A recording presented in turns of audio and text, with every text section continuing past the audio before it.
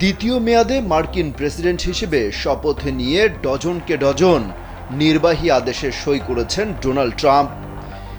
এরই অংশ হিসেবে যুক্তরাষ্ট্র থেকে অভিবাসী বিতরণ করতে ধারাবাহিক কিছু সিদ্ধান্ত ঘোষণা করেছেন তিনি। ট্রাম্পের ওই কঠোর পদক্ষেপে মার্কিন নাগরিকত্ব হারাতে যাচ্ছেন লাখ লাখ ভারতীয়। বিবিসির প্রতিবেদনে বলা হয়েছে, জন্মসূত্রে মার্কিন নাগরিকত্ব নীতি বাতিলের কার্যক্রম শুরু সংক্রান্ত আদেশে সই করেছেন ডোনাল্ড ট্রাম্প। সোমবার শপথ নেয়ার পরে এই সংক্রান্ত নির্বাহী আদেশে সই করেন তিনি। আদেশটি বাস্তবায়ন হলে আর কেউ যুক্তরাষ্ট্রে জন্মগ্রহণ করলে জন্মসূত্রে দেশটির নাগরিকত্ব পাবেন না। ইডেন বে কক্সবাজার সমুদ্র সৈকতের উপর নিজেদের একটি ঠিকানা। মাত্র ৫ লাখ টাকায় আপনিও হয়ে যেতে পারেন এই হোটেলের মালিক। মার্কিন প্রেসিডেন্টের দায়িত্ব গ্রহণের আগে ট্রাম্প এই নীতি পরিবর্তনের ঘোষণা দিয়েছিলেন।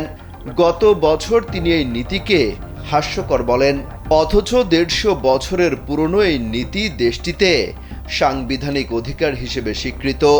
মার্কিন সংবিধানের ১৪তম সংশোধনী অনুযায়ী যুক্তরাষ্ট্রে জন্মগ্রহণকারী এবং নাগরিকত্বের শর্ত পূরণকারী সব ব্যক্তি দেশটির এবং যে অঙ্গরাজ্যে জন্মগ্রহণ করেছেন ওই রাজ্যের নাগরিক হবেন। ফলে শুধু নির্বাহী আদেশেই রাতারাতি এই নীতি পরিবর্তন হচ্ছে না, বরং নীতি বাতিলে কার্যক্রম শুরু হলো। পরিস্থিতি বলছে, ডোনাল্ড ট্রাম্প এই সিদ্ধান্ত বাস্তবায়ন থেকে ফিরে আসবেন না। অন্যান্য প্রক্রিয়া শেষে তিনি জন্মসূত্রে মার্কিন নাগরিকত্ব নীতি বাতিল করবেন।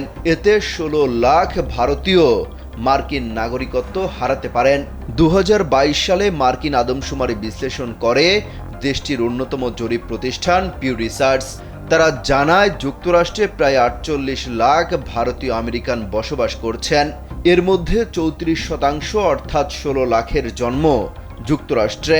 ফলে তারা আইনগত যুক্তরাষ্ট্রের নাগরিক। এই আইনটি চূড়ান্তভাবে বাতিল হলে এই ১৬ লাখ ভারতীয় আমেরিকান নাগরিকত্ব হারাবেন।